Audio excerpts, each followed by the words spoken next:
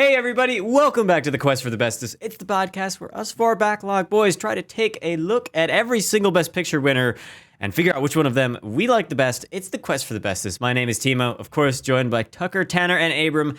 And today, we're talking about one of the great directors of all times, one of the few, if not the only film that won Best Picture from ye old Alfred Hitchcock. You guys have heard of this guy before, and maybe you listeners have as well. And I can't wait to talk about the 1940 film Rebecca, because I just watched it and I have some thoughts about it. So we shall discuss after a little bit of housekeeping, because last time we talked about The King's Speech, which went in between two movies from a long time ago. We talked about Green Book and, well, The King's Speech, I should not be bringing in all these other stuff, went at 52nd place with an average score of 6.1, sandwiched right on top of Green Book and below Rain Man. So, you know, down there towards the bottom of the list, I highly recommend going and listening to that episode. It's a little bit a shorter one, so if you're in a rush, I recommend it. Okay. If you need your quick quest fix, yes. This is jittering and you need quest now. And let's be clear, by short we mean 49 minutes and 54 seconds. So, relatively speaking. Yes. Compared to our other episodes as of late. Okay. Yes. One last bit of housekeeping. Abram, hit us with that featured comment. Yeah, the reason I know the exact length of last week's episode is not because I'm a sicko who memorizes these things, but because I have our featured comment of the week pulled up here from our good friend John Tour 11, who says, quote, "I was not looking forward to watching this. I usually find stories about royal families super boring, but I was strangely drawn into this one. Excellent performances all around, especially Colin Firth, who was amazing. By the end, I was at the edge of my seat during that speech. A surprisingly good 7.5 out of 10 for me. Yay, next week we get to see Laurence Olivier bullying Joan Fontaine." Yep. So, perfect. Yeah. And I guess, indeed we did. Let's talk about Laurence Olivier, Joan Fontaine in Rebecca. What did you guys think? Of course, not our first time encountering Sir Laurence Olivier on our Quest for the Bestest. Mm-hmm. He was the star and director of Hamlet. I might say a controversial and notorious episode of Quest, you know, for me especially. Notorious? Is that an Alfred Hitchcock reference? Dang it. But this is the movie that I prefer out of the two of them. I don't think there's any surprise for that, but I'm a big fan of Alfred Hitchcock. Quite a few of his movies are up in my favorites of all time. I think he's one of the greats for a reason. And I think this is an interesting one because it's not really the film from him that I would consider one of his best. Certainly not one of my favorites of his. But it's a very good movie. I think that the story and characters get more interesting as you go. I think it ramps up significantly towards the end. But very well made, well acted across the board. Satisfied this one Best Picture, mostly because it allows us to talk about Alfred Hitchcock in The Quest for the Bestest, which otherwise we would not be able to. Unfortunately. Yeah. Good Lord, I wish he'd won for some other movies. Course, not justly. I think I said this on the King's Speech episode towards the end when we were introing, when we were teasing for this episode of Rebecca. And I've seen this movie 3 times now, twice this year. The first time that Tucker and I watched it, we watched it together, and we both thought it was all right. If I can project on Tucker.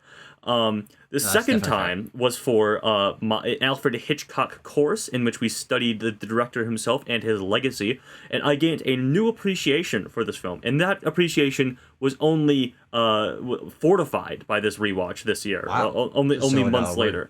I think that I would say that Rebecca is a bit of a departure from what we now know as classically Hitchcock. You know, you think of your Ropes and your Dial M for Murders, your Psychos, your The Birdses and things like that. This one has a bit more class. Maybe to endear itself to the Academy. You know, putting on the airs of British royal, the Mandalay is in Britain, right? Yes, British aristocracy, Mandalay. It is in Britain, putting on those airs of British fanciness and but still having that intrigue of the Alfred Hitchcock suspense and the who's sort of a whodunit twist that I really appreciate is Alfred Hitchcock. We're spoiling Rebecca, by the way. I guess we don't That's really. The point of these reviews. Yeah, exactly. These are always spoiler reviews. Yeah, I don't know. We've never once made a point of that. I feel well. The thing is that a lot of Best Picture winners don't exactly have twists like this Sure. one has. Yeah, and that is the Alfred Hitchcock zest that he puts into this film. He was inspired by M. Night Shyamalan, I believe. I think so in a lot of ways for that zestiness. But I do appreciate the twist and the sort of the route that Alfred Hitchcock leads you on in this film, and then the way he inverts it towards the end. I really do appreciate that. Here's what I think of this movie. I think Rebecca's a lot like going fishing. For a lot of the time that you're out on the water, it's real boring because nothing's happening. But then you get a bite on the hook, and then you're intrigued immediately. It doesn't matter if initially you're reeling or you're just chasing that nibble again. When the fish is on the line or close to it, it becomes quite exciting. That's how I feel about this film. That's a really good metaphor, I'm not going to lie. Yeah, Sure. Because I really did not care about this movie for the first hour, I would say, probably. And then when it got its hook in me, I was compelled as the plot unfolded and these characters became a lot more interesting to me. But on the whole, I think the movie feels quite uneven, and frankly, I think that this is bolstered by the fact that Hitchcock directed it. I think that name recognition gives it a certain cachet that not that it doesn't necessarily not deserve otherwise, but I think that gives it a sort of air of importance, right? And it's deserved in part, but when I find myself uninterested in like half of your runtime, I don't know. I think that this is a good movie and it ends feeling like a great one, but that's a feeling that you have to build towards, I think. Yeah. Yeah, I found myself pretty hooked by this film from the beginning. I just really was interested by the characters, and knowing how Hitchcock movies go, I was like, okay, where is this going to go? How is it going to twist and turn? And hopefully, I was hoping that it would twist in ways I didn't see coming, and for the most part, that's what happened. I didn't quite see the twist coming because this is the first time I've seen the film, so I liked it a lot. I think that there are some slower moments in the middle of the film, but the beginning was interesting to me, and the ending was very interesting to me, just with all the plot happening, and all the swirling moments in the last like 20 minutes. And so I've found it quite enjoyable. I don't know, on the scale of like, Best Picture depth, does this film have like a huge amount? I think it's got some to it, but not as much as our like tippity top films on our Quest list. Yeah. It's like fishing in a pond. You're not out here. You're not deep sea fishing. You're not diving over here. But I think Abram makes a good point. I think he and I are pretty much on the same page. I was talking about this film ramping up, and I think that's going to be the best way to describe it going forward. Timo, I would say I agree in part, but disagree with the beginning, where I think I was compelled because I knew where it was leading, because I'd already seen this film before. But on a base level, I'm not really sure how intricately written or compelling at face value the characters are until you get to revealing the secrets of Manderley at the end. Our protagonist, our unnamed protagonist, isn't a particularly unique character. She's put into an interesting situation, and she's put against marginally more interesting characters. But Laurence Olivier's character, I also don't think is that particularly interesting or complex until you get to the end. So I'm interested to hear from you maybe what it was. Maybe it was the simplicity that hooked you in, but what it was that grabbed you from the beginning, because I like it. I think it's an okay opening, but it certainly doesn't really have intrigue until over halfway through the film. Well, yeah, part of the thing that I was thinking, at least at the beginning when I was noticing, so in the beginning in Monte Carlo, I was just kind of living in the old Hollywood land in there with everything that was going on. With Joan Fontaine meeting Laurence Olivier and seeing this romance kind of build, because I'm not really used to seeing these romantic elements so early in a Hitchcock film. And I was used, and I understood how that was like building up to create like a suspenseful situation later. But in the moment, I was just kind of enjoying Hitchcockian romance in a like an uncorrupted nature. It's like the pure part of the film, of their relationship it's in its purity before it is corrupted.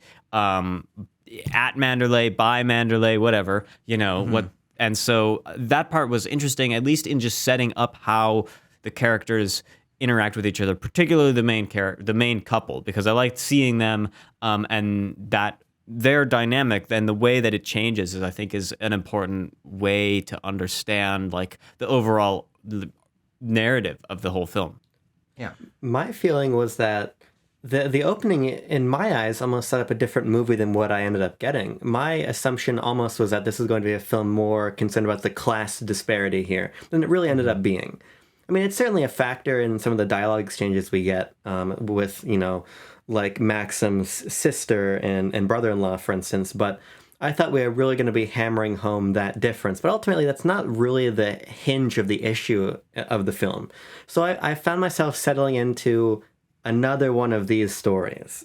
Because we've seen a couple of them recently. I mean, My Fair Lady and such, but the exact moment that the film hooked me, I think, is probably when the little dog Jasper ends up down at the cabin and we realize something is afoot. And to me, that's when I was pulled into a sort of atmosphere and feeling as you were, Timo, but just later on in the film, because that's when it clicked with me, okay, this film, it's not necessarily about our leads, it's about Rebecca, and it's about this sort of influence she imparts on all the characters around her. Yeah. And that, to me, is when the film's vision clicked, and I kind of discarded some of those early elements that I thought we were building towards, but ultimately are sidelined intentionally, unintentionally, whatever, for this plot line. And so that's why I find myself thinking that the first act or so is not that interesting, because I think we could have taken a more direct way into the heart of the narrative, because I agree with the Tucker. I don't think that there is enough substantial material set up there on a character level to justify spending so much time building up to the reveal of who, where, what does Rebecca represent. Yeah. If we're breaking this film down, if we're talking about the beginning, I guess, if we start there, I recognize that. I picked up on that. It was subtle, but I did. I think obviously, like, when we really kick into gear, particularly when our main character, who I'm just gonna call Joan for posterity's sake. You can call her Mrs. De Winter. That is what she's called in, like, the cast list. Yeah. Mrs. De Winter, Joan, for Joan Fontaine. When she finds that beach cabin is what really kicks into gear. But I still really enjoy the beginning of this film. Particularly on rewatches, I think the rewatches help. It's because even though you know where the story is going to go, I think that Alfred Hitchcock is so good at building the intrigue from the beginning. Because Timo's right, you do start out with this sort of Hitchcockian romance sort of thing. But I think Laurence Olivier is great at portraying this sort of, like, there's something off about him. There's a darkness to him. There's a quaintness to him. And you're like, this guy isn't giving all of his information up front right now. He's acting very strangely, particularly towards Joan. And I think that comes across in a few key scenes, like when they're driving. I think is an interesting one, where he has these lines that are like, promise me you'll never wear black satin and pearls, and promise me you'll never be 36 years old, or whatever. Really weird lines that maybe were like 1940 romance, like, oh, swoon, but I think are more like a little bit more dark and like, what is he talking about? What is this guy's deal right now? And I think that only builds throughout the rest of that first act, where, people like he brings her to Manderley, and all of his, like, rich aristocratic friends are being very passive aggressive towards Joan, and I love all the like the snide comments that they're making towards her. The one Giles or Giles. I love that he's just not listening to her when she's talking at that dinner scene or whatever. Like, he'll say, like, oh, do you know how to do so-and-so dance? She's like, actually, no, I don't. He's like, oh, well, you have to teach me sometime. Like, he's clearly just not listening to what she's saying. And his wife is very passive-aggressive towards her. She's saying, oh, well, Max would always be this way towards Rebecca. I don't know why, he's not being the same way towards you, implying that maybe Max doesn't really love her or something like that. And then, of course, you have Mrs. Danvers, who we'll get to in due time. But I think that intrigue is built throughout the first act of the film. Yeah, well, because the specter of Rebecca is very early established with, what's her name, the companion that Joan. Oh, Evelyn. Ms. Van Hopper. Yeah, Ms. Van Hopper. She hints to Joan early that, like, oh, like, there's something, like, there's another woman around here, like, there's more to this man, and this relationship then just meets the eye. And so that like planted in the back of my mind this idea of this other person from very early on. And I found myself really enjoying like seeing like, oh, because at first I kind of was like, is he gonna like, try to mold Joan into the new Rebecca, like make her do all Vertigo this style. Vertigo style is what I was thinking, yeah. But it's not like that. That's not how the film eventually takes its course. And so I enjoyed seeing the ways that Hitchcock managed to pull all those different aspects off. Yeah. Yeah. I mean, I definitely agree. I think that we're actually kind of all on the same page. I think you guys are just able to read into the setup in that first half a little bit more. For me, I think that it's kind of just a time budgetary thing. Like this is a over 2 hour long movie, and frankly, I don't think that it needs to be that long. I think you can cut out 20-30 minutes from that first half in the whole mid sequence that is a lot of Manderley stuff. The opening sequence, which kind of goes through some loops of her sneaking off to go hang out with Maxim and stuff like that. I think that could have been trimmed down so we get to the intrigue a little bit faster. Because even though I know what it's leading to, and I notice these comments that are being made, and I'm like, okay, I know there's something else going on with Manderley and with Max and stuff like that. Most of the runtime for that first half isn't that. It is just upper class fluff and people interacting and how have you been? How was your tennis and stuff like that. And like that doesn't really feel like it adds too much to my enjoyment of where the texture of the film lies, which is in the intrigue and once you learn the darker pasts and secrets of Manderley, which come too late in the not too late, but later in the film than I certainly would have liked. I think it's sort of an issue of pacing, perhaps, and a balance between plot and story, because the end of the film becomes basically entirely plot. Yeah. And it has ramifications for how these characters felt about Rebecca and about each other and such. But at a certain point, it does become, oh, shit, this boat washed up on the shore. The movie is figuring out what happened to Rebecca now. Yeah. And I feel like, sure, you could cut some time out to make the movie shorter, or you could cut some time out to stitch it back onto the back end of the film. Sure. Because I do think that it reaches an unnecessarily fast crescendo. And I'm not even just talking about the fire, which I am indifferent on. I feel like I wanted a little bit more time with that idea. But just the whole concept of the relationship between Joan and Maxim changing basically on a dime there in that cabin when we learn what happens. Like, yeah, very good scene. It's a great scene, but I would have wanted a little bit more time to unpack what was happening there. Because, sure, in spite of my issues with how long it takes to get into the mystique, as you guys are saying, there are good character moments there. I just would have liked maybe some of those character moments to occur as the plot is moving in a way that's more interesting, I suppose. Okay. So I think it needed a little bit of a restructuring, frankly.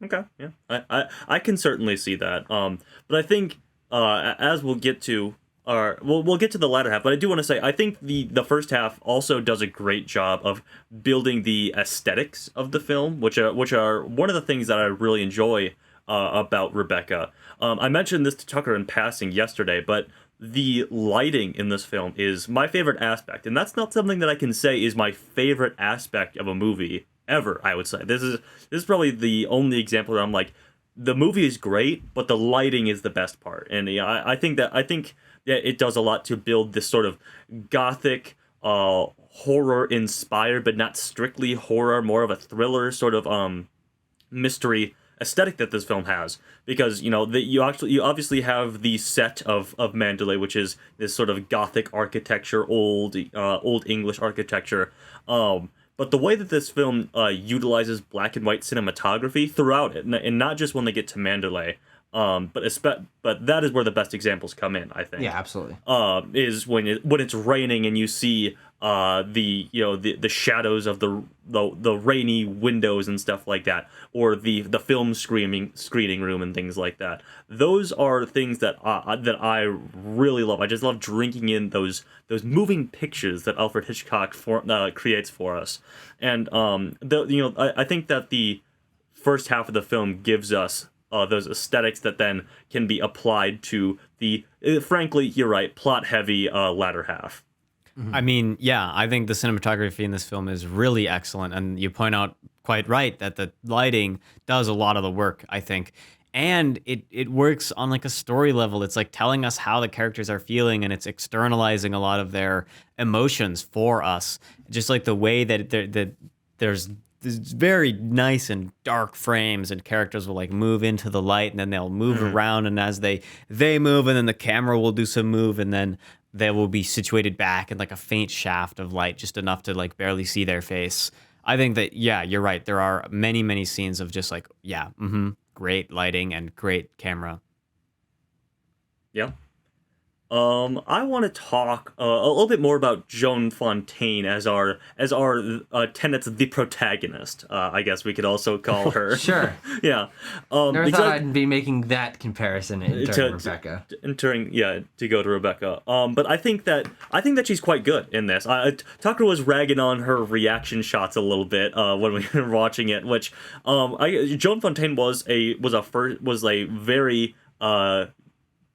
very new actress coming into this film. I have a little piece of trivia about this.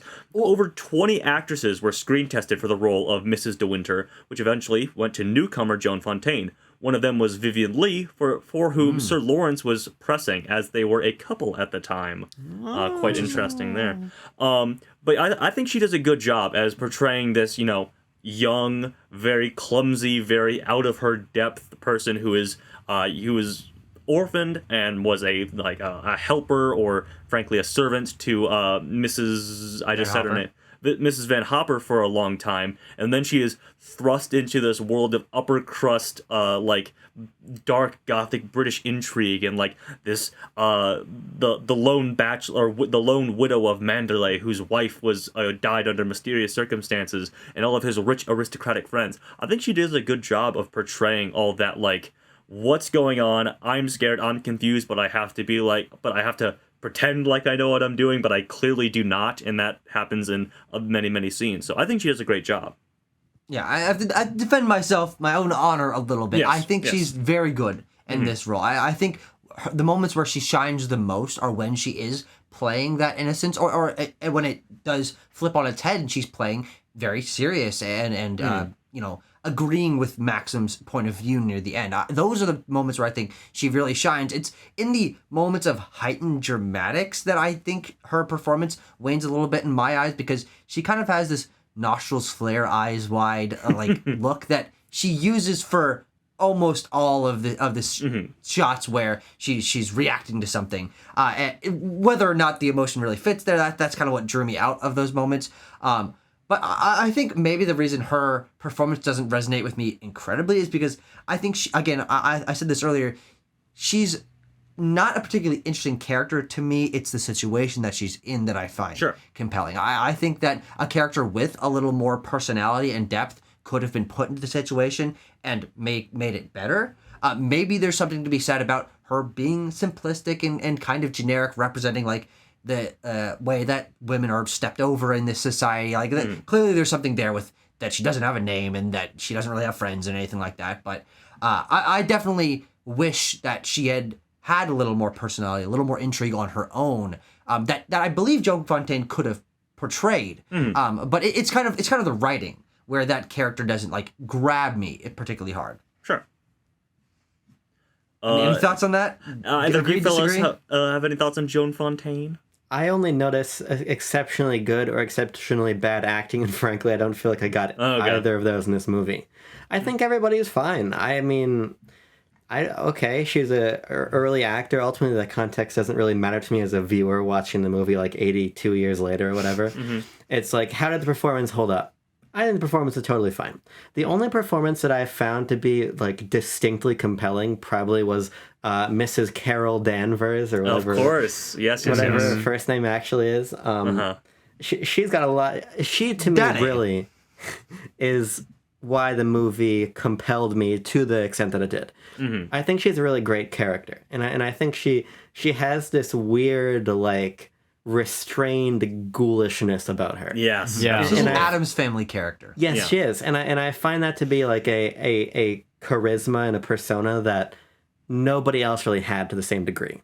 So I think her acting is particularly remarkable, but I also think she's just also a more interesting, to Tugger's point, a more interestingly written character with a more compelling position in the plot line, frankly, than either of our leads.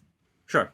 I do have another bit of trivia. It's a bit more context, if it may sway you guys on Joan Fontaine's performance. And this is some classic old Hollywood mistreating women on set trivia, right? here that we've got. Classic. We love these. Because Sir Laurence Olivier wanted his then girlfriend Vivien Leigh to play the lead role, he treated Joan Fontaine horribly. This shook Fontaine up quite a bit, so director Alfred Hitchcock decided to capitalize on this by telling her everyone on set hated her, thus making her shy and uneasy, just like what he wanted from her performance. Well, Alfred, I thought that was going to go in a different direction. I thought he was going to be supportive and they were going to have a bond or something like that. I was too hopeful. Yeah. I was a bit naive in this scenario. Alfred Hitchcock isn't exactly known for being very supportive and warm towards his female leads. And he was like, everyone, Laurence Olivier hates you? Well, surprise, surprise, so does everyone else. Yeah, exactly. There's sort of a twisted humor to all of this shit that you read us from the trivia. Just like, where was the oversight? Who was there to say maybe you shouldn't do that? Well, maybe David L. Selznick could have said that if he was allowed on set. Alfred Hitchcock and David L. Selznick famously had a huge Hollywood level feud here, and I do have a little piece of trivia about this as well. So Alfred Hitchcock was barred from the scripting process. He was not allowed to consult the scriptwriters or anything like that. Probably because of David L. Selznick, just because they hated each other. And so conversely, yes, Alfred Hitchcock banned O. Selznick from his own set. the set of the film that he was producing. And so Hitchcock really didn't have a hand in how this film was written then? No, apparently not. Huh. I mean, there just from some surface level research here, it looks like they only worked together one other time on the movie Spellbound, just a few years later. But it seems like Hitchcock escaped that grasp pretty quickly. Yes. But I guess if you guys have thoughts on that, otherwise we can talk about Ms. Danvers. I'm gonna request a piece of trivia from you that you might have, but I also just want to Hollywood now has so many issues of mistreatment of contractors and VFX teams and sexual impropriety and all that stuff, but it's so much better than when you read some of this trivia or when we think about Apocalypse Now shit, or you tell me this, I'm like, I don't know. Yeah, it's so bizarre. Yeah. It's so there's not bizarre, a lot of people. There's not a lot of people having heart attacks on set like there was at the Apocalypse Now. but that was just a complete digression. The piece of trivia I'm interested in, Tanner, is about production code issues in this film. Do you have anything about that? I think you may be referring to the somewhat implied lesbian relationship between Mrs. Danvers and Rebecca. Is that where you're hinting at? I thought I read something about the suicide being a hot button issue also. Oh, maybe. I mean, why don't you talk about some lesbian stuff, Tanner, while I look this up. Well, Rebecca often comes up as, a great example of the under the Hays Code, how writers hinted at LGBTQ plus relationships in their films, and I think it's done quite well. I think the subtext is readily available in Rebecca for between Mrs. Danvers and Rebecca. I love Tucker. Do you have the actress for Mrs. Danvers? Her name escapes me. I can get it in approximately 3 seconds. Yeah. Okay, I love Mrs. Danvers in the film, and I think Judith she is portrayed. Yeah, she is portrayed fantastically by Judith Anderson. You guys compared her to what? You guys made a comparison with her earlier. What did you guys say she was like? Oh, an Addams Family character. Yes, she's just kind of character. a floating stoic ghoul through the movie. Yes. And her performance, I do think, is what starts to build that Manderley tension that I was talking about earlier. That ends up ramping up into where the real intrigue is in the last act. But you can feel the weight of her presence, through which the presence of Rebecca is also felt. And I think the way that her plot line and history converges with what you learn about Rebecca later on ends up bolstering both of them quite nicely. Yeah.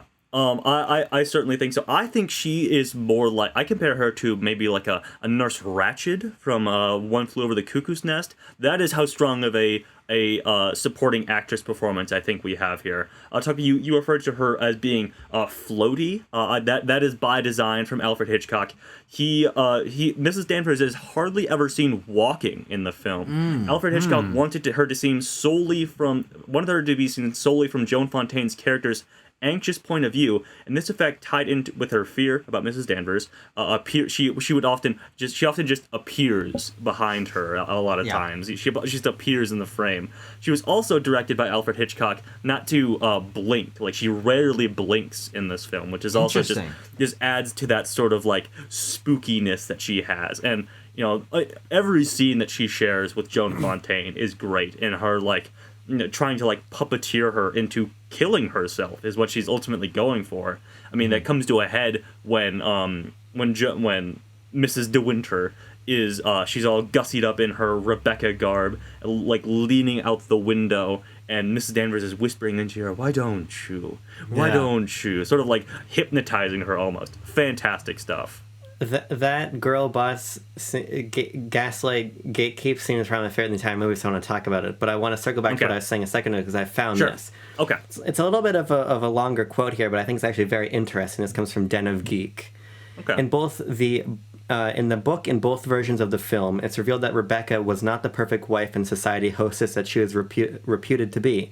In fact, she was a cruel, selfish woman who claimed to Maxim on the night of her death that she was pregnant with another man's child and would force Maxim to raise it as his own, a revelation that leads her tormented husband to shoot her dead.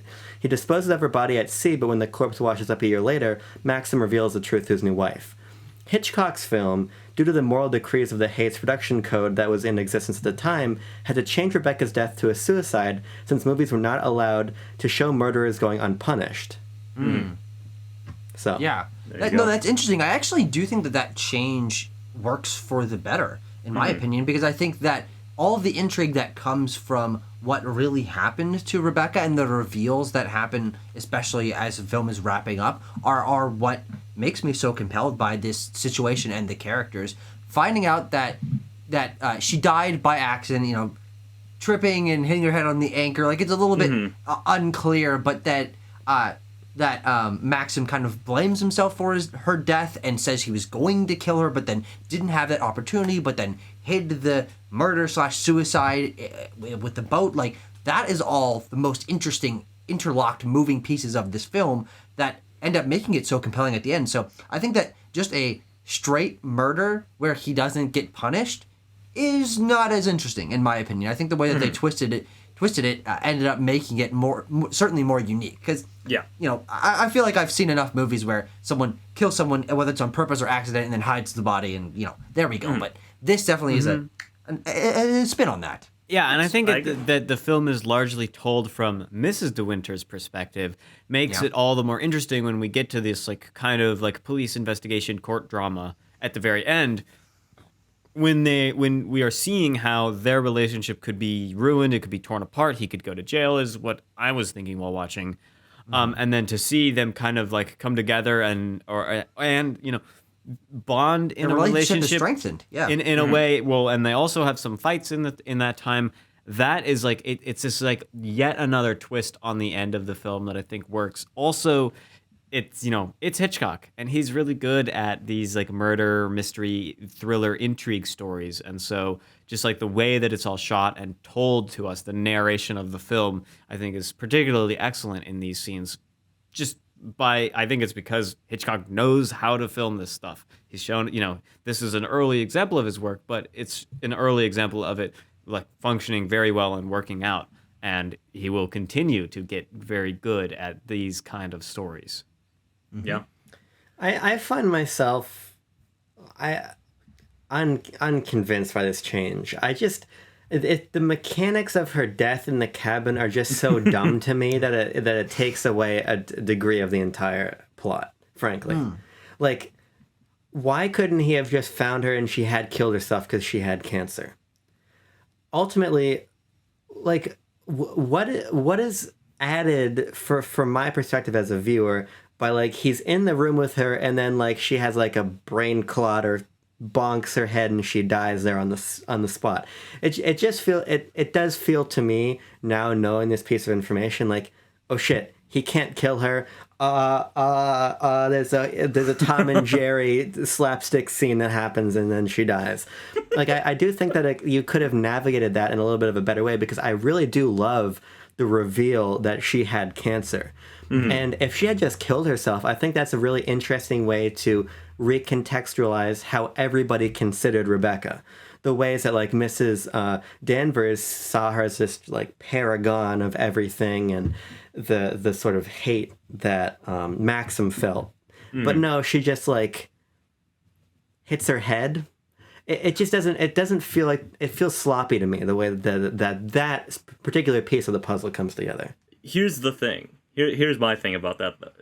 So you very well could be correct. But I think it comes down to readings of the film.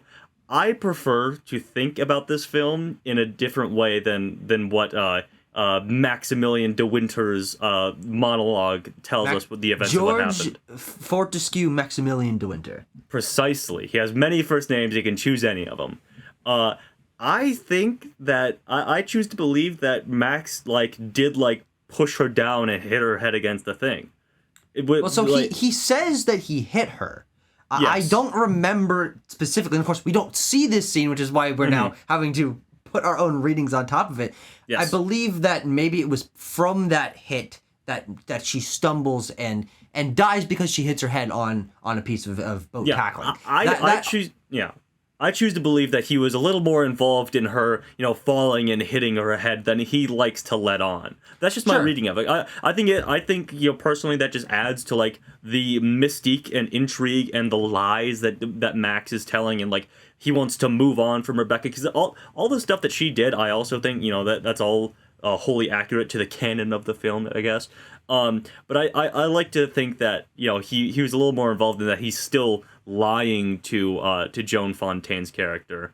Sure. I just think it's interesting to think about the film that way, and I don't think it it only serves to sort of bolster the intrigue that's already there. I don't think it negates anything else that the film tells us. I mean, I think that's fair, and I think that's definitely the better reading, but when I know consciously that they weren't allowed to have him be the murderer, and he's actually told by his friend, you got to stop thinking about this, and when they leave Dr. Baker's. Mm-hmm. If they had implied somewhere that he was fuck yeah, I got away with it, then I might be able to get into that reading a little bit more, but I just don't think can't. Yeah. Well, and they couldn't do that, obviously. Right. I think that if the intention is there, it's probably as subtle as they could make it, or as foregrounded as they could make it. Sorry. It also doesn't help that the production code, he can't murder, but suicide is also a tricky thing for that's where I thought screen. that you were going with the production code thing. Yeah, but also it's Hollywood, so your main couple does have to be together at the end. Yes. Mm-hmm. Can we talk about the fire? Yeah, we can talk about the fire. Because the film opens on this very beautiful, really awesome, that opening shot, flying through the gates and into the misty in the forest. Miniature, yeah. Yeah, that is really cool. How'd they get such a cool helicopter shot? Tiny little helicopter. Oh, over a miniature. Even smaller camera, even smaller. Because the thing I love about this scene is I feel like the combination of the way that Danvers is snapping, because you guys talked about it when I was looking for the trivia, but we see this ratcheting up to yes. You see what I'm doing of her character from very tacitly disapproving of Joan into basically trying to gaslight her out a window to her own death. Mm-hmm. I think that is so compelling, seeing her so long-faced with that hair pulled tight, just glaring at her. You feel her presence so much, and then it does reach that head when we learn, oh, we phone her. Oh, wait, it was a suicide. There was this cancer thing involved, and all yada yada yada. And I really like when they're like, hey, look up in the West Wing, and we see her panicked face. Whether that's panicked because she realizes she's about to die, or just her entire understanding of the world is inverted, doesn't really matter, because the effect of watching her get burnt alive next to that nice zoom in of the Rebecca pillow is such an effective way to cap off her villainous movement throughout the movie. So I would have liked a little bit more time to unpack what the fire means to everybody else, but I like that it happened, I guess. Yeah, it definitely feels like that there's 10 minutes missing from the end. Yeah. Right. Sure. Like okay, we've learned that Max will go free because it actually was suicide, even though he didn't he kind of thought it was, but then George Sanders' character was saying otherwise. Like there is an intrigue there that I do think should have been, at least from my opinion, unpacked of how does Mrs. De Winter react to this now, because I believe at this point she hasn't gotten the whole pregnancy, cancer, all of that stuff, information. So I mean, I would have liked to see how she reacted to that, and then if they can return Manderley or at least their family status to something now that this has all been cleared and there's no more of the court stuff, and Manderley is gone, they can start anew. I kind of wish that even if it could have been sappy, it could have been cliched Hollywood ending, walking off to the sunset with the dog, with old Fido. I really do think that there could have been something on the end that made it feel more personal to the characters we had been spending the movie with, which is Maxim and Mrs. De Winters. Yeah. Ending it on Mrs. Danvers is a interesting choice, but it doesn't feel powerful to me. Frankly. I think it's interesting, but I'm not like emotionally, oh, I can't believe this happened and wow, this is really emotional.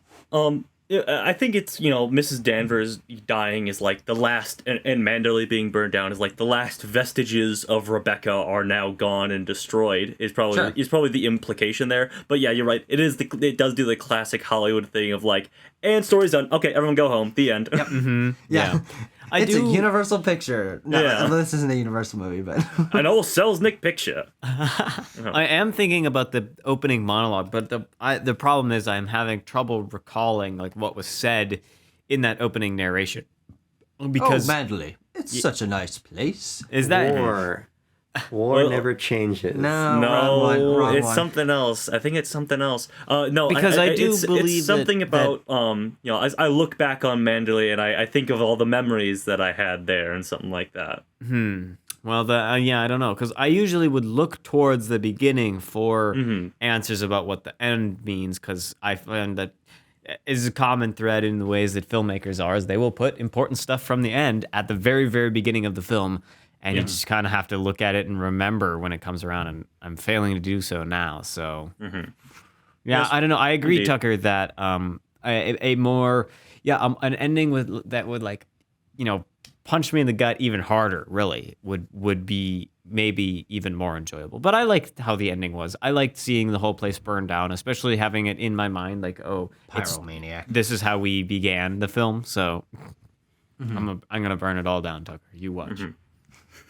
I think really the only thing that I want to touch on last is just Rebecca herself, and I think why this movie is as compelling as it is because you look at the title of the movie, Rebecca. Fine, we've gotten a ton of movies from this era that's just the name of a woman. What's going on with this woman? What are we learning about this woman? Mrs. Miniver. Yeah, we're gonna see her. We're gonna learn about her life, but we don't.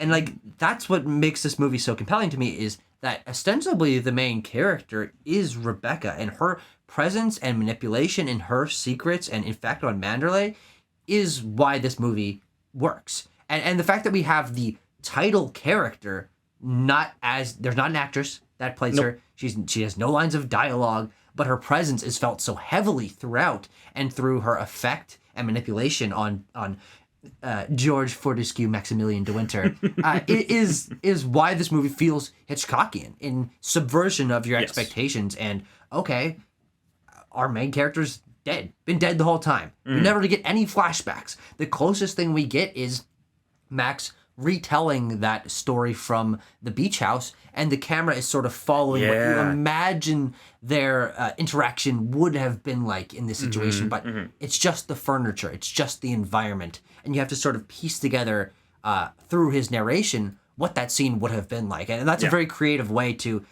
maintain the distance from Rebecca but still feel her presence. Yeah, I love that sequence. That's a great sequence. I just have a question I need to pose. Yes. Question for the Bastion. Maybe I just missed this, but where did Maxim get the other body that isn't Rebecca's body? Just a random body that washed up on the shore. And Yeah. he uses like, police.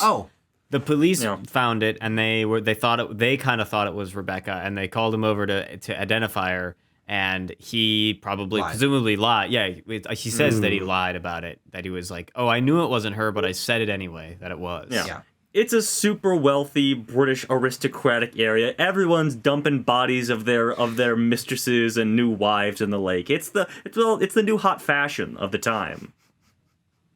Is that a problem with the ending for you, or Yeah. No, it just feels like it just kind of felt like it was treated as like, oh, and then a sand dollar washed up on the beach and I picked it up, but instead of a sand dollar, it's like another dead woman. Like, how often does that happen? You know, I don't ultimately really care. 2 months later? So I was just curious. though I do think that maybe that could play into the theme of sort of how disposably women are treated in this culture, which is obviously something that I talked about a little bit earlier, and you know that unnamed woman whose body is now buried in the De morgue. Yes, the mausoleum. That's an aspect of it. Yeah. Tucker, to that point about that thematic point that you were making, I think that's also foregrounded by I keep forgetting her name, Ms. Van Hopper's treatment of Joan at the beginning of the film. Like when Max leaves the room and she's like, "What have you been doing, you hussy? What have you gotten yourself into this situation? I hope you haven't been doing anything uncouth." Essentially, like basically accusing her of sleeping her way into this lifestyle, which I think that just sort of underlines that point that you are making.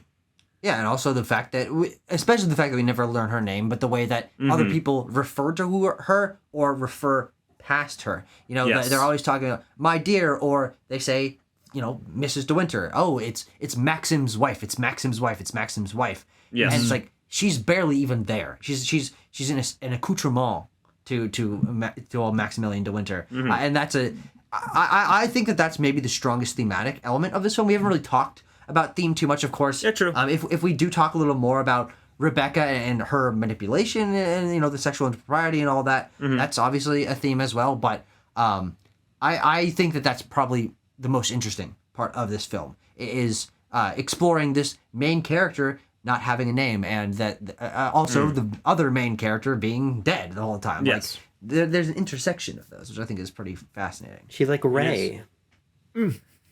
Well, I think that's probably the first. I'm pretty sure that's the first time that's ever been said. We're coining a lot of thoughts and phrases. Yeah.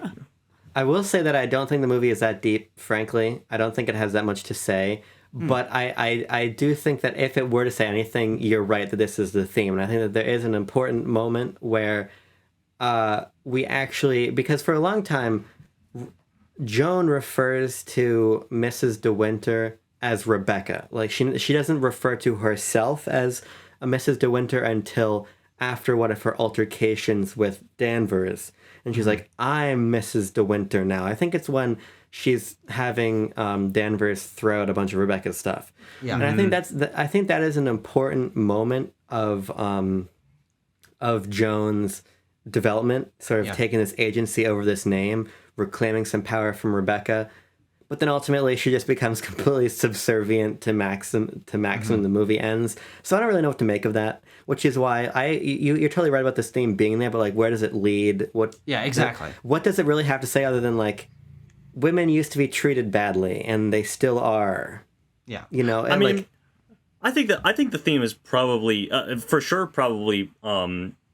meant to be there in the source material. The book, is written by Daphne du Maurier. And I think that subtext about women's treatment of the time is certainly there, even in changes that were made by the male writers of the time. Yeah, I think it is intrinsic to the story nonetheless. I think that's fair, and I think I probably would have gotten a stronger impression of the text subtext if it were more faithful to the book. And it was this wealthy man who kills her and faces no consequences. And I think that there's a little bit more there than what ends up being in perhaps a distilled version of that thematic material. I think the bad guy of this whole story is whatever his name is, Hayes. So if they kept the original plot, it would be like The Promising Young Woman of 1940. Wow. Hey. It would, Would you and look at it would that? be all the better for it. Let's be real. Yeah. Yeah, I don't have a lot of other thoughts. I do have, of course, did anyone catch the Alfred Hitchcock cameo, the Stan Lee of his day in a lot of ways? I didn't catch the cameo in this one. No. It's a quick one. It's not. There's not a lot of attention drawn to it, and he's in a crowd of people. He is walking past a phone booth just after Jack Favell makes a call in the final part of the movie. Oh, So when yeah. he's at the phone booth, Alfred Hitchcock walks by. Do you think that they'll start CGI recreating Alfred Hitchcock for cameos like Stan Lee? I really hope not. I really hope not. Just Abram. like How about random movies like Ron's Gone Wrong 2 or whatever. I think we should mention the wins and noms. Yes, of course. We've neglected to do that, but this movie was nominated for a lot of things, but didn't win very many. It won God. Best Picture and Tucker's Best taking the Cinematography. reins from me. But is that okay? I mean, I'm already partway into it. Yeah, go for it. I had them pulled up to say that, but you go right ahead, Mr. Hazel. Thank you. I was also nominated for Best Director, Best Actor for Laurence Olivier, Best Actress for Joan Fontaine, Best Supporting Actress for Judith Anderson. That's a win for Aben Buhner right there. Best Screenplay, Best Art Direction, Best Film Editing, Original Score, and Special Effects, which I assume includes the miniature and Yeah. some fire that's not real. I don't know. The rear projection? How about Oh, that? geez, there's some real bad rear projection in this movie. Not very good. Hitchcock would film his movies entirely on a green screen if he had green screen technology. That's what those rear projection scenes showed me. Tell them about the big thing, the big curved screen that they used for The Mandalorian. What's that thing Oh, called? and Hitchcock would love that. He would. He'd lose his fucking mind. I Hey, will Al, say, I got a piece of tech for you. I did think the shot at the end of the film when the fire blows the boards back at the camera was pretty impressive. Yeah, there there is- are there a is number some of good stuff shots like that were just like, oh, this is a movie from 1940, but oh.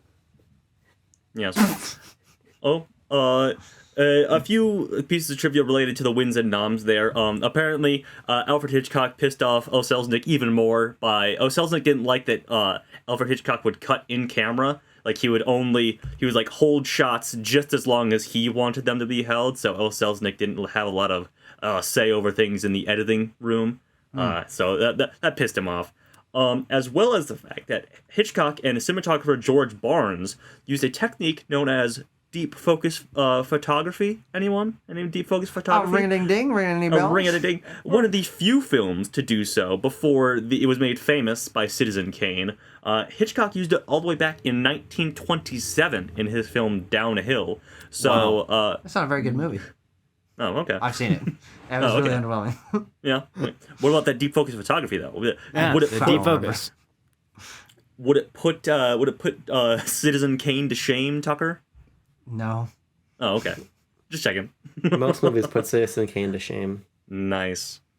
The one thing I do want to mention, one last thing, is just a scene that I think is very, very well done. Is just when Mrs. Danvers is talking to Mrs. DeWinter, and she's showing her all of Rebecca's things, and she's showing her like her nightgown and stuff like that. That that underlines the sapphic undertones of the film, and just also like Mrs. DeWinter's sort of predatory nature towards Mrs. DeWinter. I really like that scene. I liked your silver dollar word. Thank Yeah. you. Thank you. Should we quit dilly-dallying around and give this movie a score? I've got one plugged in. Abram's got his score ready. Oh, what am I going to give this movie? What am I going to give this movie indeed? I think I know what I'm going to give this movie. I think I know as well. Yeah, mine's Okay, let's find out. In 3, 2, 1.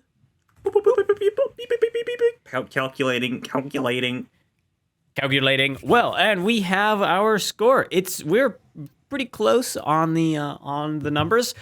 The average is 7.8, and the point breakdown, starting at the top, Tanner gave it an 8.7, I gave it a 7.9, Tucker gave it a 7.4, and Abram gave it a 7.1. So all somewhat close. I guess 8.7 to 7.1 is nearly a 2-point spread, but The average It doesn't 7.8. feel that far away.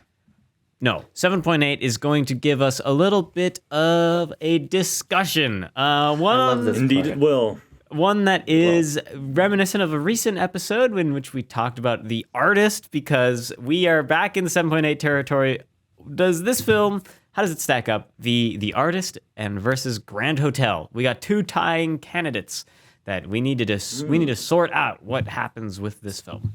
So I guess we first go this versus Grand Hotel. Yes. Grand Hotel being the lower of the two. I think I would obviously put this film above Grand Hotel. I would not. Timo, Abram, come on, guys. I don't think I would. Nope. Venus here. Here we go. I Venus. would not put this above Grand Hotel. I would not put this above Grand Hotel either. Wow. And I didn't. Oh, there we go. So my score for Grand Hotel is slightly lower than this, but I think I was too harsh on Grand Hotel at the time because I actually think back on it a lot more than a lot of the films of this era. I really love the way that plot and those characters unfold towards that climax. And I find there to be something more impressive about the construction of that more confined narrative that, to me, hits a little bit harder. There's a little bit more to say than this. So, Yeah. Grand Hotel, I apologize for giving you a 6.9. I probably would have given you a 7.9 if I were to do it again. Oh, really? Wow, that's a solid jump. I can't believe you guys are doing Fred dirty like this. I can't Hey, you know what, believe Fred? it. Fred, this is not one of my favorite movies of yours. All right, why couldn't you one for a window or a rope or Vertigo or one of those? Why couldn't you have one for those movies, Alfred Hitchcock? What's wrong with you? For once, we will not blame the Academy for all the problems with its picking and winning and we're gonna blame nominating Alfred process. Hitchcock. We're going to blame Alfred Hitchcock for not making yet another good enough movie to win Best Did Picture. he ever? I will say, though, to this movie's credit, this is my third favorite Hitchcock film. Oh, really? Yeah, Out of three what, that you've three? seen? Three Yeah. that you've seen. Joel, we knew that was coming. I saw that one coming from a mile away. Yeah, I don't know. I think this is down there in my Hitchcock list because I kept thinking back to like Strangers on a Train, and I don't know. I think that like That's a great movie. he That should have won gets- Best Picture. He gets better when he goes even more into this like into the deceitful murdering and like mystery plots. This is and- definitely has those same elements, but I feel like it's just a lot more subdued, which maybe Yes. is why it doesn't stick out as much to me. Yeah, the A-B, like mystery versus romance plot, I think like it's hard to weigh those out, and especially thinking of this as like not the earliest in Hitchcock's career, but we do have a lot longer film, we have films from a lot later of his, and so weighing like I would call those the two main pillars of a Hitchcock story. Murder, mystery, romance. And this one, I think, weighs them a little differently than the other films do, and maybe is a little less successful because of it. Could have, but I think probably could have also been the reason that it won Best Picture and not the rest of his films, is that it weighs Interesting. that romance a little bit higher. Yeah. Maybe Correct. something leans a bit towards more the romance, so the highbrow Academy voters don't have to vote with the dregs who went out to see Alfred Hitchcock's films for the grisly murders and That's the definitely intrigue. a good point, though. I think that that's probably why it won that balance, but I also think that's why it doesn't have the staying power of something like Rear Window or Vertigo or Rope. It is obviously those films lean a lot more into the what we now call Hitchcockian Yes. elements, Yes. which is murder and deceit and such like that. Also, Rear Window is a perfect movie, so that should have won Best That movie's so Picture. good. Oh my god, that movie's so good. We'll get there. We'll get there We eventually. won't. We will, should do- unfortunately, the gods of random chance will not smile upon us and give us Rear Window to review. We should do a Quest for the Bestest series where we decide what we think should have been Best Picture for each year and then review Hell those yeah. movies. Oh, Hey, yeah. well, we'll be We wrapping can up review the Dune series for the third this time. year. God damn it! We'll be wrapping up the series soon, this year, and we'll have to go somewhere with it. That is correct. Yeah. Okay, should we figure out where we're moving on to next? What film Let's. the gods want us to watch? Tucker, you're crossing your fingers. What are you crossing your fingers for? Which movie I are you cross looking my for? fingers for something I haven't seen because I've actually only had one Best Picture nominee this year that we reviewed that I haven't seen, which is it's April, man. I'm just craving something It's new. May, actually. It's I don't know if you checked. no. I Yeah, will reset your say watch, Tucker. It's May. I did forget I watched off. to read out the placement of this film. It is going to go at the 40th place on our list. below Grand Hotel and above All Quiet on the Western Front. So There you have it. kind of in good company with films from the 30s, 40s, all right around that time. Sure. Yeah. Okay. I think it's time to spin that wheel. We got to get to it. Wheel, wheel, what's your deal? Give us a movie that makes us squeal. Is it on digital? Is it on real? Wheel, wheel, what's your deal? And the wheel's deal is number 11. What film could that possibly be? Okay, interesting. This is gonna be. It's gonna be another one to talk about. I'm really not sure how any of us are gonna fall on this one. Another one to talk about? Wow. God, can you imagine? It's one that I have no experience with, but we're going to be watching the 1973 Best Picture winner, directed by George Roy Hill, a name that doesn't really ring any bells, but starring Robert Redford and Paul Newman. We'll be watching The Sting. Oh, The Sting. No, George Roy Hill. He did Butch Cassidy, right? Yes, he did. Did he There do you go. Mad Max Fury Road? No, he did no. not, actually. No. He did not do that one. But The Sting, very interesting. Yeah? The Sting. excited. Tucker, have you seen this movie? No. Thank God. There we go. I Yeah, love there it Your is. wish has been granted. But well, actually, I think it might have been one that I saw, like, my dad had it on TV when I was, like, Oh. 12 or something like that, but obviously not enough to be cognizant of anything that happens in this film. There No, is this might like be a- a carousel. Oh. You're thinking The That's the Stranger's on a only- train. That's the only thing that's sticking out to me. You're also thinking of Face Off by John Woo. No, I was going to mention Face Off, but I didn't want to, No. and now we have, and it No, can't take no, it this back. is a gangster flick of sorts, I think. I think this from is what I know about this it. is like a con heist film. Oh, Set in the 1930s, very this exciting. intricate caper deals with an ambitious small-time crook and a veteran con man who seek revenge on a vicious crime lord who murdered one of their gang. That sounds like a movie I Okay. would like. Yeah, Okay. a proto Martin Scorsese film. I think Yeah. Martin Scorsese. When did Godfather come out? Like 76? He didn't work on that one actually. Mean Oh. Streets. What Mean Streets? No, actually, Mean Streets might have been like 80. When? Did I think Mean Streets- Taxi Driver was 79. I don't Yeah, know. Mean Streets was Mean Streets 81 maybe. Mean Streets 73. When did this movie? Oh, come same out? year, 73. 73. Yeah. How about Okay. that? How I'm about excited. that? Yeah, this should be fun to watch, interesting to talk about, and I can't wait to discuss with you guys. The Sting. Don't anybody get stung by this movie. Oh. Keep it cool and keep it right here on the Quest for the Bestest. Go check out other episodes if you haven't. Join our Discord by clicking the links down in the description. And if you want to leave a comment that could maybe get read out next time before we talk about The Sting, write it down in that little box below, and we will read it, and maybe we'll read it on air. We'll see. Okay, The Sting, up next, directed by George Roy Hill. We will see you then. Peace. It's bottoms with 2 M's. Bottoms already has 2 M's. What the fuck?